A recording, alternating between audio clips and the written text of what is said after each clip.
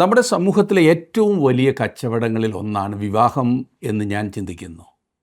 എങ്ങനെയെങ്കിലും രണ്ടുപേരെ തമ്മിൽ ചേർത്ത് ലാഭമുണ്ടാക്കുവാൻ ശ്രമിക്കുന്നവർ അവർക്കുള്ള വിഹിതം പറ്റിപ്പോകുമ്പോൾ വാസ്തവത്തിൽ ചെയ്യുന്നത് രണ്ട് ജീവിതങ്ങളെ നരകത്തിലേക്ക് തള്ളിയിടുകയല്ലേ?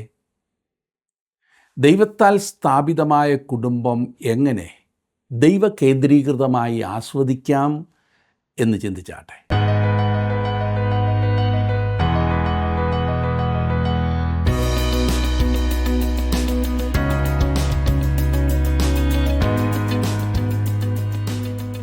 ജീവസന്ദേശത്തിൻ്റെ ബൈബിൾ പഠന ക്ലാസ്സിലേക്ക് നിങ്ങളെ സ്വാഗതം ചെയ്യുന്നു. സ്നേഹത്തിൻ്റെ മൂല്യം നിർണ്ണയിക്കപ്പെടേണ്ടത് അതിൻ്റെ നിർമ്മലതയുടെ അടിസ്ഥാനത്തിലാകണം. വ്യത്യസ്ത ബന്ധങ്ങളിൽ സ്നേഹത്തിന് വ്യത്യസ്തമായ തലങ്ങളുണ്ട്. മാതാപിതാക്കൾ, ഭാര്യ, ഭർത്താവ്, മക്കൾ, സഹോദരങ്ങൾ, സ്നേഹിതർ, അങ്ങനെ ബന്ധങ്ങളുടെ വ്യത്യസ്തത അനുസരിച്ച് സ്നേഹത്തിനും വ്യത്യസ്തതയുണ്ടാകും. എന്നാൽ എല്ലാ ബന്ധങ്ങളും ദൃഢവും മനോഹരവുമാക്കുന്നത് നിർമ്മലമായ സ്നേഹമാകുന്നു. തീവ്രവും നിർമ്മലവുമായ ഒരു പ്രേമകാവ്യമാണ് ഇന്നു മുതൽ നമ്മൾ പഠിക്കുവാൻ പോകുന്നത്. ശലോമോൻ എഴുതിയ ഉത്തമഗീതം. ഈ പുസ്തകത്തിൻ്റെ ഒരു മുഖവരിയോടുകൂടെ ഇന്ന് നമുക്ക് ആരംഭിക്കാം.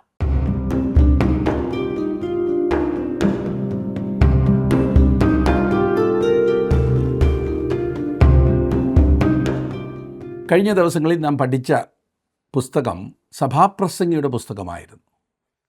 സദൃശവാക്യങ്ങൾ ശലോമോൻ്റെ ജ്ഞാനവും, സഭാപ്രസംഗിയിൽ ശലോമോൻ്റെ ഭോഷത്വവും, ഉത്തമഗീതത്തിൽ ശലോമോൻ്റെ സ്നേഹവും നാം കാണുന്നു എന്ന് നേരത്തെ ചിന്തിച്ചല്ലോ.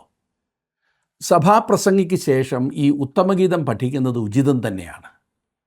ജീവിതത്തിൽ അർത്ഥവും സംതൃപ്തിയും കണ്ടെത്തുവാനുള്ള ശലോമോൻ്റെ നീണ്ട പരീക്ഷണങ്ങൾക്ക് ശേഷം അതെല്ലാം മായയാകുന്നു എന്ന് ചിന്തിച്ച് നിരാശപ്പെടാവുന്ന അന്തരീക്ഷത്തിൽ ഇതാ ഉന്നതമായ ഒരു ബന്ധത്തെക്കുറിച്ച് അവൻ വിവരിക്കുന്നു. ശലോമോൻ്റെ ഉത്തമഗീതം വളരെയേറെ വാദപ്രതിവാദങ്ങൾക്കിടയാക്കിയിട്ടുള്ള ഒരു പുസ്തകം തന്നെയാണ് ഈ ഉത്തമഗീതം. ബൈബിളിലെ പുസ്തകങ്ങളിൽ വെച്ച് ഏറെ പ്രത്യേകതകൾ ഉള്ളതും ഗ്രഹിക്കുവാൻ പ്രയാസം ഉള്ളതുമായ ഒരു പുസ്തകം അത്രേ ഉത്തമഗീതം. 8-ാം അധ്യായത്തിൻ്റെ 6-ാം വാക്യത്തിൽ മാത്രമാണ് ദൈവമെന്ന നാമം പോലും ഉപയോഗിച്ചിട്ടുള്ളത്. പുതിയ നിയമത്തിൽ ഈ പുസ്തകം പരാമർശിച്ചിട്ടേയില്ല.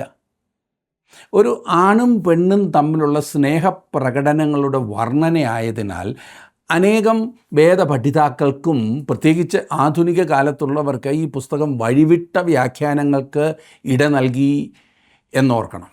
ഇതിൻ്റെ ദൈവനിശ്വാസ്യതയെക്കുറിച്ചുള്ള വാദമല്ല, പിന്നെയോ വ്യാഖ്യാനത്തെക്കുറിച്ചുള്ള വാദമാണ്.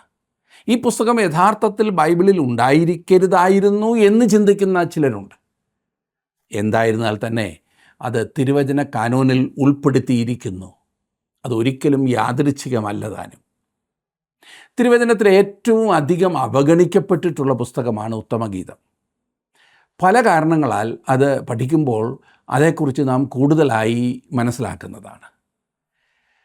ദൈവവചനത്തിലൂടെ ആദ്യമായി കടന്നു പോകുന്ന ഏതൊരു വായനക്കാരനും ഉത്തമഗീതത്തിലെത്തുമ്പോൾ പതറി നിന്നു എന്ന് വന്നേക്കാം. കുടുംബ പ്രാർത്ഥനയിൽ സാധാരണ ഉത്തമഗീതം വായിക്കാറില്ല.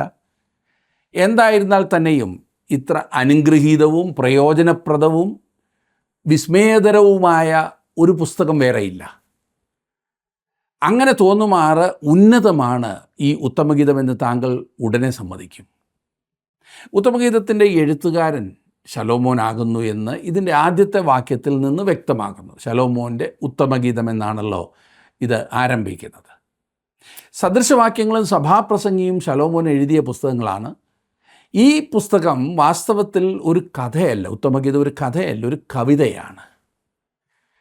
രാജാക്കന്മാരുടെ 1-ാം പുസ്തകം 4-ാം അധ്യായത്തിൽ അതിന് 32-ാം വാക്യത്തിൽ നാം വായിക്കുന്നു, അവൻ, അതായത് ശലോമോൻ രാജാവ് 3000 സദൃശവാക്യം പറഞ്ഞു, അവൻ്റെ ഗീതങ്ങൾ 1005 ആയിരുന്നു എന്ന്. ശലോമോൻ 3000 സദൃശവാക്യങ്ങൾ എഴുതിയെന്ന് പറഞ്ഞിരിക്കുന്നു. എന്നാൽ സദൃശവാക്യങ്ങളുടെ ആ പുസ്തകത്തിലെയും സഭാപ്രസംഗിയുടെ പുസ്തകത്തിലെയും കൂടി സദൃശവാക്യങ്ങളെല്ലാം കൂടി ഉൾപ്പെടുത്തിയാൽ പോലും വളരെ കുറച്ച് സദൃശവാക്യങ്ങളെ നമുക്ക് ലഭിച്ചിട്ടുള്ളൂ എന്ന് കാണുവാൻ കഴിയും.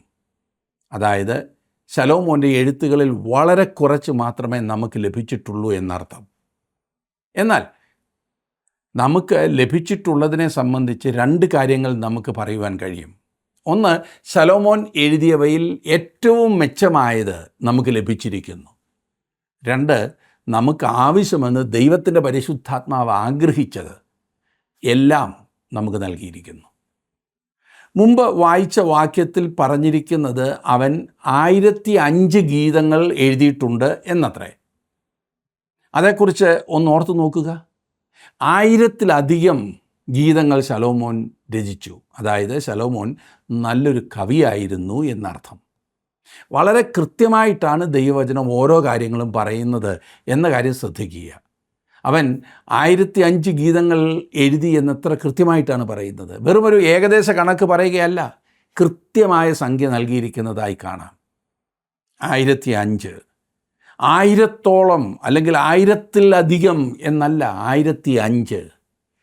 ചിലപ്പോൾ അതിൽ 5 മാത്രമായിരിക്കാം നമുക്ക് നൽകിയിട്ടുള്ളത്. ശലോമോൻ്റെ ഗീതങ്ങളിൽ ഭൂരിഭാഗവും നമുക്ക് ലഭിച്ചിട്ടില്ല എന്നുള്ളത് വാസ്തവമാണ്. യഥാർത്ഥത്തിൽ ഒരു ഗീതമേ നമുക്ക് ലഭിച്ചിട്ടുള്ളൂ എന്നാണ് സാധാരണയായി നാം പറയാറുള്ളത്. എന്നാൽ ഉത്തമഗീതം നാം പഠിക്കുമ്പോൾ ഇത് പല ചെറിയ ഗീതങ്ങൾ ഉൾപ്പെട്ട ഒന്നാകുന്നു എന്ന് കാണുവാൻ കഴിയും. ഇതിൽ എത്ര ചെറിയ ഗീതങ്ങൾ ഉൾപ്പെടുന്നു എന്നതിനെക്കുറിച്ച് അഭിപ്രായ വ്യത്യാസമുണ്ടെങ്കിലും 5 കവിതകൾ, 5 ഗീതങ്ങൾ ഉൾപ്പെട്ടതാണ് ഈ പുസ്തകമെന്ന് കരുതുന്നവർ ധാരാളമാണ്. 7 എന്ന് പറയുന്നവരുമുണ്ട്. എന്നാൽ 5 എന്നുള്ളത് വിശ്വസനീയമാണ്. ഈ പുസ്തകത്തിൻ്റെ പ്രധാനപ്പെട്ട 2 വാക്യങ്ങൾ 6-ാം അധ്യായത്തിൻ്റെ 3-ാം വാക്യവും 8-ാം അധ്യായത്തിൻ്റെ 7-ാം വാക്യവുമാണ്. ഞാൻ അവയൊന്ന് വായിക്കാം. 6-ാം അധ്യായത്തിൻ്റെ 3-ാം വാക്യത്തിൽ നാം കാണുന്നത്, ഞാൻ എൻ്റെ പ്രിയനുള്ളവൾ, എൻ്റെ പ്രിയൻ എനിക്കുള്ളവൻ, അവൻ താമരകളുടെ ഇടയിൽ മേയിക്കുന്നു. 8-ാം അധ്യായത്തിൻ്റെ 7-ാം വാക്യത്തിൽ കാണുന്നത്, ഏറിയ വെള്ളങ്ങൾ പ്രേമത്തെ കെടുപ്പാൻ പോരാ, നദികൾ അതിനെ മുക്കിക്കളകയില്ല. ഒരുത്തൻ തൻ്റെ ഗ്രഹത്തിലുള്ള സർവ്വസമ്പത്തും പ്രേമത്തിനു വേണ്ടി കൊടുത്താലും അവനെ നിന്ദിച്ചു കളയും. ഉത്തമഗീതം ദൃഷ്ടാന്ത രൂപത്തിലുള്ള ഒരു കവിതയാണ്. ഇത് വേദപുസ്തകത്തിലെ സാധാരണ അവഗണിക്കപ്പെടാറുള്ള പുസ്തകങ്ങളിൽ ഒന്നാണ് എന്ന് ഞാൻ പറഞ്ഞല്ലോ.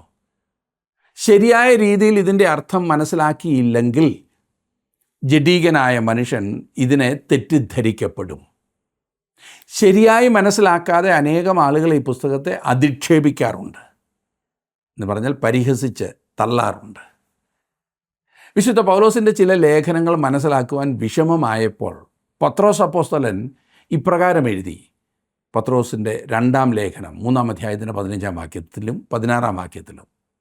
അങ്ങനെ തന്നെ നമ്മുടെ പ്രിയ സഹോദരനായ പൗലോസും തനിക്ക് ലഭിച്ച ജ്ഞാനത്തിന് തക്കവണ്ണം നിങ്ങൾക്കും ഇതിനെക്കുറിച്ച് സംസാരിക്കുന്ന സകല ലേഖനങ്ങളിലും എഴുതിയിട്ടുണ്ടല്ലോ. അവയിൽ ഗ്രഹിപ്പാൻ പ്രയാസമുള്ളത് ചിലതുണ്ട്. അറിവില്ലാത്തവരും അസ്ഥിരന്മാരുമായവർ ശേഷം തിരുവെഴുത്തുകളെപ്പോലെ അതും തങ്ങളുടെ നാശത്തിനായി കോട്ടിക്കളയുന്നു. ഉത്തമഗീതത്തെ സംബന്ധിച്ചും ഇത് വാസ്തവമാകുന്നു എന്നത്ര ഞാൻ വിശ്വസിക്കുന്നത്. വേദപണ്ഡിതന്മാരായിരുന്ന ഒറിയനും ജെറോമും പറയുന്നത്, യഹൂദന്മാർ തങ്ങളുടെ യുവാക്കളെ അവർ 30 വയസ്സ് പ്രായമാകുന്നതിന് മുൻപ് ഉത്തമഗീത പുസ്തകം വായിക്കുവാൻ അനുവദിച്ചിരുന്നില്ല എന്നത്രേ. ഇതിനെ തെറ്റായ രീതിയിൽ ലൗകികവും ലൈംഗികവുമായി അവർ കാണും എന്ന ഭയമാണ് ഇങ്ങനെ വിലക്കിയിരുന്നതിന് കാരണം എന്ന് നമുക്ക് മനസ്സിലാകും. വൈവാഹിക ജീവിതത്തിലെ ഭാര്യാഭർത്തൃ ബന്ധത്തിലെ സ്വർഗാനുഭൂതിയുടെ മഹിമപ്പെടുത്തലാണ് ഉത്തമഗീത പുസ്തകത്തിൻ്റെ ഉദ്ദേശമെന്ന് യഹൂദന്മാർ പൊതുവെ ധരിച്ചിരുന്നു. ഈ പറഞ്ഞ അനുഭൂതി ഇവിടെ പറയുന്ന നിലയിൽ ഉൾക്കൊള്ളുവാൻ സാധിക്കുന്നുവെങ്കിൽ ഇത് തിരുവെഴുത്തിൻ്റെ ഭാഗമായത് പ്രസക്തമാണ്. വീഴ്ച സംഭവിച്ച മനുഷ്യൻ്റെ വൈകൃതങ്ങൾക്ക് എരിവ് കൂട്ടുക മാത്രമാണ് ഇതിലെ വിവരണങ്ങളെങ്കിൽ ഈ പുസ്തകം അസ്ഥാനത്താണ്. 2 തെറ്റായ ചിന്താഗതികൾക്ക് വാസ്തവത്തിൽ ഈ പുസ്തകം ഉത്തരം നൽകുന്നു. ഒന്ന്, വിവാഹം തെറ്റാണെന്ന് പറയുകയും സന്യാസ ജീവിതത്തെ അല്ലെങ്കിൽ ബ്രഹ്മചര്യത്തെ പ്രോത്സാഹിപ്പിക്കുകയും ചെയ്യുന്നവരാണ് അതിൽ ഒന്നാമത്തെ കൂട്ടർ. ഈ കൂട്ടർക്ക് ഈ പുസ്തകം മറുപടി നൽകുന്നു. രണ്ടാമതായി, തങ്ങളുടെ ജഡികമായ മോഹങ്ങൾ നിവർത്തിക്കപ്പെടുന്നതാണ് ഏറ്റവും പ്രധാനപ്പെട്ട കാര്യം, അതിനാണ് മുൻഗണന നൽകേണ്ടത് എന്ന് ചിന്തിക്കുന്നവരാണ് ഈ രണ്ടാമത്തെ കൂട്ടർ. ഈ രണ്ട് കൂട്ടർക്കും ഈ പുസ്തകം വ്യക്തമായ ശരിയായ മറുപടി നൽകുന്നു. ഒന്നാമതായി, അയ്യോ അങ്ങോട്ടെങ്കും നോക്കരുതേ, അങ്ങോട്ടെങ്കും അടുക്കരുതേ, ഇതേതോ പിശാചിൻ്റെ പണിയാകുന്നു, അതുകൊണ്ട് വിവാഹമെന്ന് പറയുന്ന പരിപാടിയെ അരുത് എന്ന് പറയുന്ന ഒരു കൂട്ടർ. ഇനിയും അതിൻ്റെ ഘടകവിരുദ്ധമായി വേറൊരു കൂട്ടർ, എത്ര വേണമെങ്കിലും അഴിഞ്ഞാടാം, യാതൊരു കുഴപ്പവുമില്ല എന്ന് ചിന്തിക്കുന്നവർ. അതെ, ഈ രണ്ട് ചിന്താഗതികളും തെറ്റാകുന്നു. വൈവാഹിക ജീവിതത്തിൽ സ്ത്രീ പുരുഷ സ്നേഹം മനോഹരമായ, അനുഗ്രഹീതമായ, ആനന്ദദായകമായ അനുഭവമാകുന്നു എന്ന് ഉത്തമഗീതം വ്യക്തമാക്കുന്നു. ഒരു 50-60 വയസ്സ് കഴിയുന്നത് വരെ ഉത്തമഗീതത്തിൽ നിന്നും പ്രസംഗിക്കരുതെന്ന് യുവാക്കളായ പ്രസംഗകരെ ഉപദേശിക്കുന്നത് ഞാൻ കേട്ടിട്ടുണ്ട്. എന്നാൽ അത് ശരിയായ ഉപദേശമല്ല എന്നത്ര ഞാൻ ചിന്തിക്കുന്നത്. എന്നെ ശ്രദ്ധിക്കുന്ന പ്രിയ പ്രസംഗകരോട് എനിക്ക് പറയുവാനുള്ളത്, നിങ്ങൾ 50-60 ഒന്നും ആകാത്ത വ്യക്തിയാകുന്നു എങ്കിൽ അതുവരെ ഉത്തമഗീതം പ്രസംഗിക്കാതിരിക്കരുത്. ഇത് നിങ്ങൾക്ക് എപ്പോഴും പ്രസംഗിക്കുവാൻ കഴിയുന്ന ഒരു ഉത്തമ പുസ്തകമാകും. ഈ പുസ്തകത്തിലെ വിശദമായുള്ള അല്ലെങ്കിൽ വ്യക്തമായുള്ള നമ്മെ പിടിച്ചു കുലുക്കുന്ന ശക്തമായ ഭാഷ കർത്താവായ യേശുക്രിസ്തുവുമായുള്ള നമ്മുടെ മഹത്തായതും മനോഹരവുമായ ബന്ധത്തിൻ്റെ ചിത്രമാണ്. സ്വാർത്ഥപരവും താൽക്കാലികവുമായ ഒരുതരം താണബന്ധത്തിൻ്റെ ചിന്താഗതി മാറി ഈ പുസ്തകത്തെ വീക്ഷിക്കുന്ന ഏതൊരു വ്യക്തിയും അനുഗ്രഹിക്കപ്പെടുന്നത് അവർണ്ണനീയമാണ്. കർത്താവിനോട് താങ്കളെ ഏറ്റവും അടുപ്പിക്കുന്ന അഥവാ ഏറ്റവും വ്യക്തിപരമായി അനുഭവപ്പെടാവുന്ന ഈ പുസ്തകം പോലെ മറ്റൊന്ന് എനിക്കറിയില്ല. ഈ പഠനം നിങ്ങൾക്ക് യേശു കർത്താവുമായുള്ള ബന്ധത്തെ പുതിയ മേഖലകളിൽ എത്തിക്കും എന്ന കാര്യത്തിൽ യാതൊരു സംശയവും എനിക്കില്ല. ഈ പറഞ്ഞ കാലത്തെ, അതായത് ഈ പുസ്തകം എഴുതിയ കാലത്തെ പൗരസ്ത്യ കവിതകളുമായി താരതമ്യപ്പെടുത്തുമ്പോൾ ഉത്തമഗീതം വളരെ മിതമായ ഭാഷയിലും ശ്രദ്ധാപൂർവവും രചിച്ച ഒരു വ്യത്യസ്ത കവിതയാണെന്ന് മനസ്സിലാക്കുവാൻ കഴിയും. അതേസമയം പേർഷ്യൻ കവിതകൾ വായിച്ചാൽ ഈ ആധുനിക കാലത്തെ ചില അശ്ലീലങ്ങൾ പോലിരിക്കും. നമ്മുടെ സംസ്കാരത്തിലും അതുപോലെയുള്ള എത്രയെത്ര കൃതികളുണ്ട്, പറയാതെ തന്നെ അറിയാമല്ലോ. കലയുടെ പേര് പറഞ്ഞ് ഒക്കെ വികൃതമാക്കിയ കൃതികൾ. എന്നാൽ അതിന് വിപരീതമായി യഹൂദന്മാർ ഉത്തമഗീതത്തെ തിരുവചനം എന്ന സമാഗമന കൂടാരത്തിലെ അതിവിശുദ്ധ സ്ഥലമെന്നാണ് വിളിച്ചിരുന്നത്. പലർക്കും അംഗീകരിക്കുവാൻ പ്രയാസമാണല്ലേ? എങ്കിൽ മുൻപോട്ട് പഠിക്കുമ്പോൾ നിങ്ങൾ അത് താനെ അംഗീകരിക്കും. അതുകൊണ്ടാണ് ഈ അതിവിശുദ്ധ സ്ഥലത്തെ പാവനമായ ഉള്ളടക്കത്തിലേക്ക് എല്ലാവർക്കും അനുമതി നൽകാത്തത് എന്നുകൂടി ഓർക്കണം. ഇവിടെയാണ് താങ്കളും ഞാനും അത്യുന്നതൻ്റെ രഹസ്യ സ്ഥാനത്ത് പാർക്കുന്നത്. അതുകൊണ്ട് തന്നെയാണ് ഈ മനോഹരമായ പുസ്തകം ചർച്ച ചെയ്യുവാൻ ഞാൻ മടിക്കുന്നതും. അവിശ്വാസികളും ജഡീകരായ വിശ്വാസികളും ഈ പുസ്തകത്തെ ദുരുപയോഗം ചെയ്യുന്നു. പാവനവും പവിത്രവുമായ സ്നേഹത്തെക്കുറിച്ച് പറയുമ്പോൾ ആ നല്ല കാര്യങ്ങൾ അവർക്ക് മനസ്സിലാകുന്നത് അശ്ലീലമായും അരുതാത്ത വിധത്തിലുമാണ്. വഷളായിപ്പോയ മനുഷ്യന്, അവൻ്റെ മനസ്സിന് കേൾക്കുന്നതിലെല്ലാം വഷളത്വം കാണുവാൻ കഴിയുന്നത് പോലെയാണ് അവിശ്വാസികൾക്ക് ഈ പുസ്തകം മോശമായി തോന്നുന്നത്. ഇത് എല്ലാവർക്കും ആസ്വദിക്കുവാൻ കഴിയുമെന്ന് ഞാൻ ഒരിക്കലും കരുതുന്നില്ല. എന്നാൽ താങ്കൾ കർത്താവിനോട് ചേർന്ന് നടക്കുന്ന ഒരു വ്യക്തിയാകുന്ന പക്ഷം, അതെ, താങ്കളുടെ ജീവിതത്തിൽ കർത്താവായ യേശു വളരെയേറെ പ്രധാനപ്പെട്ട വ്യക്തിയായി അനുഭവപ്പെടുന്നുവെങ്കിൽ, താങ്കൾ കർത്താവിനെ സ്നേഹിക്കുന്നുവെങ്കിൽ ഈ ചെറിയ പുസ്തകം താങ്കൾക്ക് വളരെയേറെ അർത്ഥവത്തായി അനുഭവപ്പെടും. അതുകൊണ്ട് തന്നെ യേശു കർത്താവിനെ അടുത്ത് സ്നേഹിക്കുവാൻ കഴിഞ്ഞിട്ടില്ലാത്ത ആരെങ്കിലും എന്നെ ശ്രദ്ധിക്കുന്ന പക്ഷം ദയവായി തെറ്റിദ്ധരിക്കരുത്. ജീവിതത്തിൽ യഥാർത്ഥ സ്നേഹം അനുഭവിക്കുകയോ സ്നേഹിക്കുകയോ ചെയ്തിട്ടില്ലാത്ത ഒരു വ്യക്തി സ്നേഹത്തെ തെറ്റിദ്ധരിക്കുന്നത് പോലെ ഇരിക്കും അത്. ഈ സ്വകാര്യ സംഗതികളൊക്കെ ഇത്ര തുറന്നു വേണോ എന്ന് ചോദിച്ചാൽ എല്ലാ പുസ്തകവും അങ്ങനെയല്ലല്ലോ. ഇത് മാത്രം അങ്ങനെ പറഞ്ഞിരിക്കുന്നതിനാൽ അധികമാകില്ല എന്നാണ് എൻ്റെ ഉത്തരം.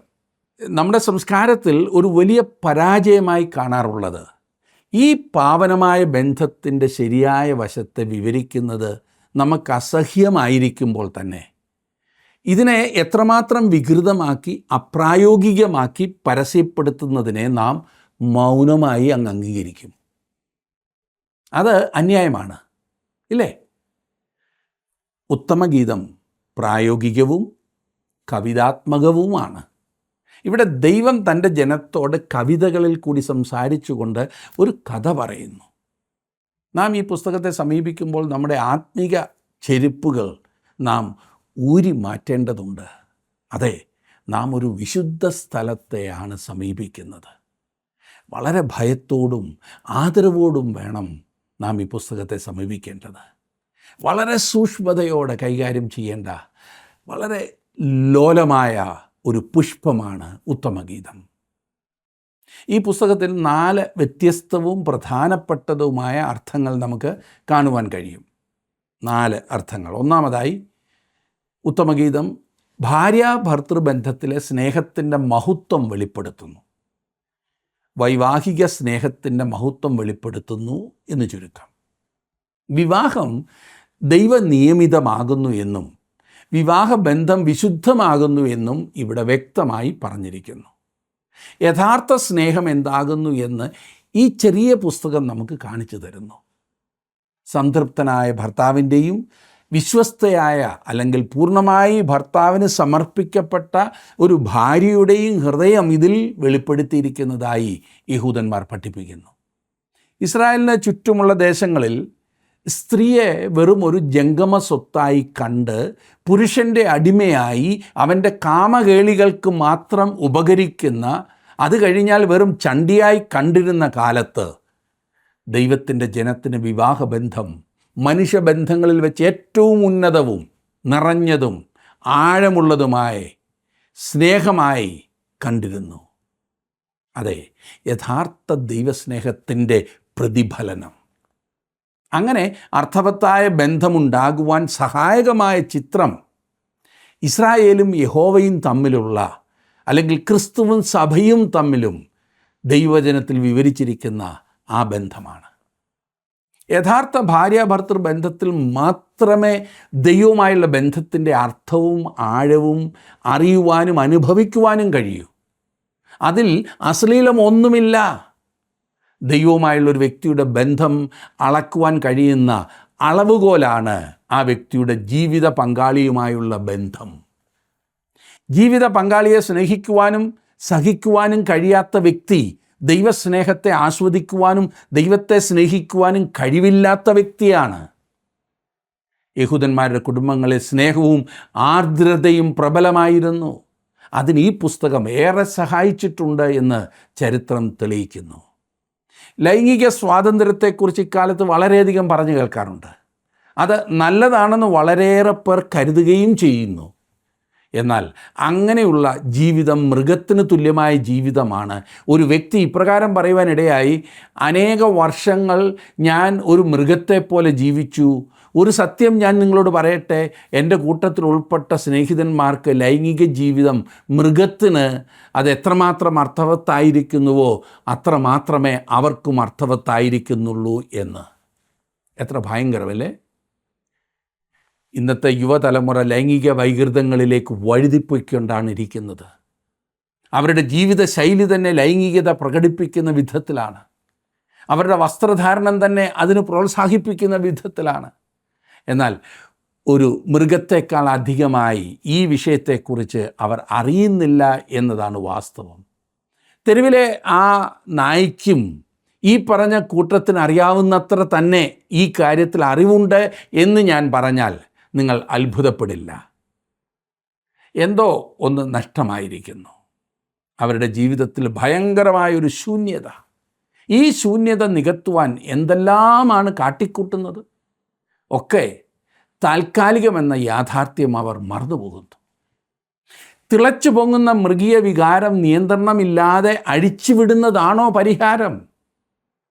സ്വാർത്ഥത മനുഷ്യൻ മൃഗങ്ങളെക്കാൾ എന്ത് വിശേഷതയാണ് അവകാശപ്പെടുന്നത്?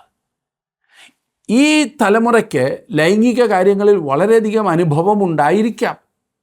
എന്നാൽ സ്നേഹത്തെക്കുറിച്ച് യാതൊന്നും അറിയില്ല എന്നതാണ് എൻ്റെ അഭിപ്രായം. എന്നിട്ടും തങ്ങൾക്കെല്ലാം അറിയാം എന്നാണ് അവർ ചിന്തിക്കുന്നത്. തങ്ങളുടെ മാതാപിതാക്കളെക്കാൾ ഏറെ സ്നേഹത്തെക്കുറിച്ചും ലൈംഗിക കാര്യങ്ങളെക്കുറിച്ചും തങ്ങൾക്കറിവുണ്ട് എന്ന് ചിന്തിക്കുന്ന കുമാരന്മാരും കുമാരിമാരുമാണ് നമുക്കിന്നുള്ളത്. ലൈംഗിക കാര്യങ്ങളുടെ വ്യക്തമല്ലാത്ത ചില കാര്യങ്ങൾ കേട്ട് കഴിയുമ്പോഴേക്കും സകലവും അറിയാമെന്ന് കരുതി യാഥാർത്ഥ്യത്തെ നേരിടുവാൻ തയ്യാറാകുന്ന യുവതലമുറ. സ്വന്തം ഭാര്യയിൽ സംതൃപ്തി കണ്ടെത്തുവാൻ കഴിയാത്ത ഭർത്താവ് സംതൃപ്തി കണ്ടെത്തുവാൻ പണം കളഞ്ഞ് പരസ്ത്രീകളെ സമീപിക്കുന്നു. എന്നാൽ തനിക്ക് തൻ്റെ ഭാര്യയോട് സ്നേഹമില്ലാത്തതാണ് യഥാർത്ഥ പ്രശ്നമെന്ന് മനസ്സിലാക്കാതെ സകലവും നശിപ്പിച്ച് ലൈംഗിക രോഗങ്ങൾക്ക് അടിമയായി നശിക്കുന്ന മനുഷ്യൻ. ഈ ശൂന്യത നികത്തുവാൻ എന്ന് പറഞ്ഞ് മനുഷ്യനെ ചൂഷണം ചെയ്യുന്ന എത്രയെത്ര ആളുകൾ നമുക്ക് ചുറ്റും. എന്നാൽ പ്രിയ സുഹൃത്തെ, ഈ പുസ്തകത്തിൽ, അതായത് ഉത്തമഗീത പുസ്തകത്തിൽ വരച്ച് കാണിച്ചിരിക്കുന്ന വൈവാഹിക ബന്ധത്തിലെ സ്നേഹത്തിൻ്റെ മഹത്വം ഈ തലമുറയിൽ കാണുന്നതിൻ്റെ നേരെ വിപരീതമാണ്. രണ്ടാമതായി, ഈ ചെറിയ പുസ്തകത്തിൽ ഇസ്രായേലിനോടുള്ള യഹോവയായ ദൈവത്തിൻ്റെ സ്നേഹത്തെ ചൂണ്ടിക്കാണിക്കുന്നു. ഈ പുസ്തകത്തിൽ മാത്രം കാണുവാൻ കഴിയുന്ന പുതിയ ആശയമല്ല അത്. ഇസ്രായേലിനെക്കുറിച്ച് യഹോവയുടെ ഭാര്യയായി പ്രവാചകന്മാർ പറഞ്ഞിട്ടുണ്ട്. ഹോശേയ പ്രവാചകൻ ആ വിധത്തിലാണ് ചിത്രീകരിച്ചിട്ടുള്ളത്. ഇസ്രായേലിൽ വിഗ്രഹാരാധനയെക്കുറിച്ച് വിവാഹ ജീവിതത്തിൽ കാണിക്കുന്ന അവിശ്വസ്തതയായിട്ടും ലോകത്തിൽ വെച്ച് ഏറ്റവും വലിയ പാപമായിട്ടുമാണ് ഹോശേയ പ്രവാചകൻ പറഞ്ഞിരിക്കുന്നത്. വൈവാഹിക സ്നേഹത്തിൻ്റെ മഹത്വം ഈ പുസ്തകം വെളിപ്പെടുത്തുന്നു എന്ന ഒന്നാമത്തെ ആശയവും ഇസ്രായേലിനോടുള്ള യഹോവയായ ദൈവത്തിൻ്റെ സ്നേഹത്തെ ചൂണ്ടിക്കാണിക്കുന്നതാണ് ഈ പുസ്തകം എന്നതുമാണ് ഇസ്രായേലിലെ റബ്ബിമാരും ശാസ്ത്രിമാരും അംഗീകരിച്ച രണ്ട് വ്യാഖ്യാനങ്ങൾ. സഭയും ഇവ അംഗീകരിക്കുന്നു. എന്നാൽ സഭ രണ്ട് വ്യാഖ്യാനങ്ങൾ കൂടി ഈ പുസ്തകത്തിന് നൽകുന്നുണ്ട്. ഈ പുസ്തകത്തിൻ്റെ മൂന്നാമത്തെ അർത്ഥം ക്രിസ്തുവും സഭയും തമ്മിലുള്ള ചിത്രം ഉത്തമഗീതത്തിൽ കാണുവാൻ കഴിയുന്നു എന്നതാണ്. സഭ ക്രിസ്തുവിൻ്റെ കാന്തയാകുന്നു, മണവാട്ടിയാകുന്നു. പുതിയ നിയമത്തിൽ ഇത് വളരെ വ്യക്തമായി കാണുവാൻ കഴിയുന്ന ചിത്രമാണ്. എഫെസ്യ ലേഖനത്തിൽ തന്നെ 5-ാം അധ്യായത്തിൽ നാം വായിക്കുമ്പോൾ ഈ കാര്യം വ്യക്തമാക്കിയിട്ടുണ്ട്. വെളിപ്പാട് പുസ്തകം 21-ാം അധ്യായം പരിശോധിച്ചാൽ അത് നമുക്ക് കാണുവാൻ കഴിയും. എന്നിരുന്നാലും ഈ പുസ്തകത്തിൽ ദൈവം തൻ്റെ വലിയ സ്നേഹത്തെ നമുക്ക് മനസ്സിലാക്കി തരുവാനായി ഉത്തമമായ മനുഷ്യ സ്നേഹത്തിൻ്റെ ചിത്രം ഉപയോഗപ്പെടുത്തിയിരിക്കുന്നു. ദൈവത്തിന് നമ്മോടുള്ള അത്ഭുതകരമായ സ്നേഹത്തെ മനസ്സിലാക്കുന്നതിന് വേണ്ടി ഏകവും ഉത്തമവുമായ മാനുഷിക സ്നേഹത്തെ അവൻ ഉപയോഗിക്കുന്നു. കർത്താവായ യേശുക്രിസ്തുവുമായി വളരെ മനോഹരമായ ഒരു ബന്ധത്തിലേക്ക് നിങ്ങളെ നടത്തുവാൻ ഈ ഉത്തമഗീത പുസ്തകം സഹായകമായി തീരാവുന്നതത്രേ. ഇന്നും തിരുവചനം ശരിയായി അറിയുകയും കർത്താവായ യേശുക്രിസ്തുവുമായി സജീവമായുള്ളൊരു ബന്ധം സ്ഥാപിച്ചിരിക്കുകയുമാണ് നമുക്ക് ഏറ്റവും ആവശ്യമായിരിക്കുന്നത്. ഈ പുസ്തകത്തിൻ്റെ 4-ാമത്തെ അർത്ഥം ക്രിസ്തുവും ഓരോ വിശ്വാസിയും തമ്മിലുള്ള കൂട്ടായ്മ ബന്ധം ഈ പുസ്തകം ചൂണ്ടിക്കാണിക്കുന്നു. ക്രിസ്തുവും ഓരോ വിശ്വാസിയും തമ്മിലുള്ള കൂട്ടായ്മ ബന്ധം ഓരോ വ്യക്തിയോടുമുള്ള ക്രിസ്തുവിൻ്റെ സ്നേഹത്തെയും നമ്മുടെ ആത്മാവിന് ക്രിസ്തുവുമായുള്ള സംസർഗത്തെയും ഇത് ചൂണ്ടിക്കാണിക്കുന്നു. അനേകം വിശ്വാസികൾ ഇത് അനുഭവമാക്കിക്കൊണ്ടിരിക്കുന്നു.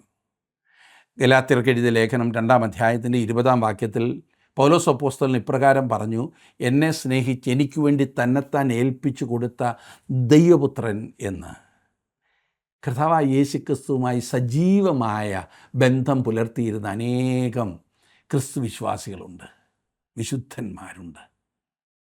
സാമുവൽ റൂത്ത്ഫോർട്ട് എന്ന വിശുദ്ധൻ രാത്രി മുഴുവൻ പ്രാർത്ഥനയിൽ കഴിക്കുമായിരുന്നു എന്നാണ് അദ്ദേഹത്തിൻ്റെ ജീവചരിത്രം പറയുന്നത്. തൻ്റെ ഭാര്യ ഉണർന്നു നോക്കുമ്പോൾ ഭർത്താവിനെ കാണാതെ വരികയും അവനെ അന്വേഷിച്ച് ചെല്ലുമ്പോൾ വീടിൻ്റെ ഏതെങ്കിലും ഒരു മൂലയിൽ മുട്ടിന്മേൽ നിന്ന് പ്രാർത്ഥിക്കുന്നതാണ് കാണുന്നത്. ഭയങ്കരമായ തണുപ്പുള്ള രാത്രികളിൽ പോലും മുട്ടിന്മേൽ നിന്ന് പ്രാർത്ഥിക്കുന്ന തൻ്റെ ഭർത്താവിനെ റൂത്ത്ഫോർഡിൻ്റെ ഭാര്യ കാണുമ്പോൾ അദ്ദേഹത്തിൻ്റെ കോട്ട് കൊണ്ട് അദ്ദേഹത്തെ പുതപ്പിക്കുമായിരുന്നു എന്നെഴുതിയിട്ടുണ്ട്. D.L. മൂഡിയെക്കുറിച്ച് കേട്ടിട്ടുണ്ടല്ലോ, റോബർട്ട് മച്ചനെ കുറിച്ച് കേട്ടിട്ടുണ്ടല്ലോ, സാധു സുന്ദർ സിംഗിനെ കുറിച്ച് കേട്ടിട്ടുണ്ടല്ലോ. അങ്ങനെ അനേകം വിശുദ്ധന്മാരും യേശുക്രിസ്തുവുമായുള്ള ഈ യഥാർത്ഥമായ വ്യക്തിപരമായ ബന്ധത്തിലേക്ക് കടന്നു വന്നവരായിരുന്നു. നമ്മുടെ നാട്ടിൽ തന്നെ എത്രയെത്ര പ്രഗത്ഭരായ ആളുകൾ, വിശുദ്ധന്മാരായ ആളുകൾ വ്യക്തിപരമായി കർത്താവുമായിട്ടുള്ള ബന്ധത്തിൽ ആ ബന്ധം ആസ്വദിച്ചുകൊണ്ട് അതിൽ ഉല്ലസിച്ചുകൊണ്ട് ജീവിച്ചിരുന്നു, ഇന്നും ജീവിക്കുന്നു. വ്യക്തിപരമായി അനുഭവിച്ചിട്ടില്ലാത്ത ആർക്കും തന്നെ മനസ്സിലാക്കാൻ കഴിയുന്നതല്ലാതെ ഈ ആഴമായ ബന്ധം. ചില ആളുകൾ വിശദീകരിക്കുന്നത് പോലെ ഇതേതെങ്കിലും വിധത്തിലുള്ള രണ്ടാം തരം അനുഭവമല്ല, ഇതൊരു അനുഭവത്തെക്കാൾ ഏറെയാകുന്നു. കർത്താവായ യേശുക്രിസ്തുവുമായുള്ള വ്യക്തിപരമായ ഒരു ബന്ധമാണിത്. അവിടുന്ന് എത്ര മഹത്വവാനും അത്ഭുതവാനുമാകുന്നു എന്ന് കാണുവാൻ കഴിയുന്ന അതുല്യമായ ബന്ധം. അവനെ ഏറ്റവും മനോഹരനായി 10,000-ങ്ങളിൽ സുന്ദരനായി ദർശിക്കുവാൻ കഴിയുന്ന ആഴമായ സ്നേഹം. പുറമേയുള്ള സ്നേഹമല്ല, പുറമേയുള്ള സൗന്ദര്യമല്ല, അത് ഹൃദയത്തിൻ്റെ ആഴത്തിൽ നിന്നുമുള്ള സ്നേഹമാകും. ആത്മീയ സൗന്ദര്യം. അവിടുന്ന് നമ്മെ ആദ്യം സ്നേഹിച്ചതിനാൽ നാമും സ്നേഹിക്കുന്നു എന്ന് പറയുന്ന ആ അവസ്ഥയിലേക്ക് നാം വരേണ്ടതുണ്ട്. ഈ പുസ്തകം തുറക്കുകയെന്നാൽ ബഥാന്യയിലെ മറിയയുടെ പരിമള തൈലത്തിൻ്റെ ഭരണി പൊട്ടിക്കുന്നത് പോലെയാകുന്നു. ഇതിലെ പരിമളം നമ്മുടെ ജീവിതത്തിൽ നിറയുകയും അത് മറ്റുള്ളവരിലേക്ക് പകരുകയും ചെയ്യും. നാം ഇത് മുൻപോട്ട് പഠിക്കുമ്പോൾ ആ അനുഭവം എല്ലാവർക്കും ഉണ്ടാകട്ടെ എന്ന് ഞാൻ പ്രാർത്ഥിക്കുന്നു. ദൈവം അതിനായി നിങ്ങളെ ശക്തീകരിക്കട്ടെ.